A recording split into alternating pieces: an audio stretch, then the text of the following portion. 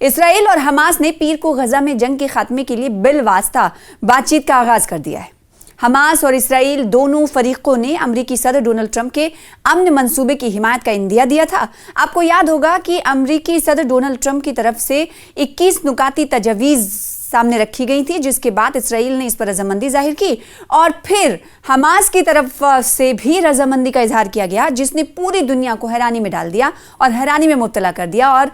ہلچل بھی مچا دی کہ حماس اس 21 نکاتی ایجنڈے پر، پیس ڈیل والے ایجنڈے پر حامی بھر رہا ہے۔ اس نے پوری دنیا کو ایک کہہ سکتے ہیں کہ سکتے میں لا دیا اور اب بالواسطہ طور پر بات چیت کا آغاز ہو چکا ہے، اور جس کے بعد مصر کے بحیر احمر یعنی ریڈ سی کے تفریحی مقام شرم الشیخ میں ہونے والی بات چیت امریکہ کی ثالثی میں شروع کی گئی ہے۔ اس سے پہلے آپ کو یاد ہوگا کہ قطر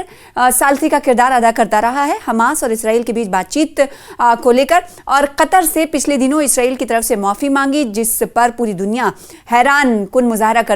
کا مظاہرہ کرتے ہوئے دکھائی دی۔ تو قطر اس وقت مدھیستھتا یعنی میڈیشن ثالثی نہیں کر رہا ہے، بلکہ امریکہ کی ثالثی میں یہ بات چیت شروع کی گئی ہے، اور اس کا مقصد منصوبے کے پہلے مرحلے کی تفصیلات کو آگے بڑھانا ہے۔ یعنی اس سے پہلے آپ کو یاد ہوگا کہ حماس کی طرف سے کہا گیا تھا کہ، اور قطر نے بھی کہا تھا کہ جو لاسٹ میں امریکی صدر کے ساتھ مل کر اسرائیل کے ساتھ جو تجاویز پیش کی جا رہی ہیں، ان تجاویز میں کچھ تبدیلی کی گئی ہیں،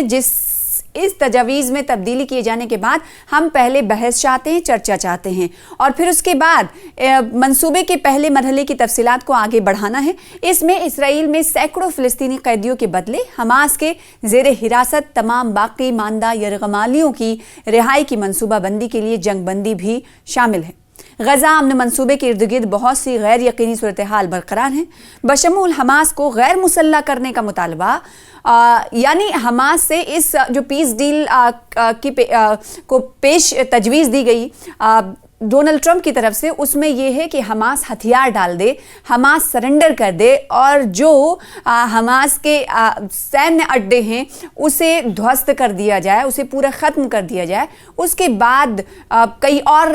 تجاویز اس میں شامل کی گئی ہے، جس میں حماس کو غیر مسلح کرنے کا جو مطالبہ ہے، اور غزہ کی مستقبل کی جو حکومت ہے، یعنی اسرائیل نے کہا ہے کہ وہ ایک ایسی حکومت کو وہاں پر فلسطینی عوام اور غزہ کے عوام کو زیر نگرانی رکھنا چاہتی ہے، جو کنٹرول کسی اور کے ہاتھ میں ہو۔ قطری ایک ایجنسی کی طرف سے رپورٹ کیا گیا ہے کہ اسرائیل اور حماس کی بالواسطہ یعنی انڈائریکٹ بات چیت کا پہلا دن مثبت نوٹ پر ختم ہوا ہے۔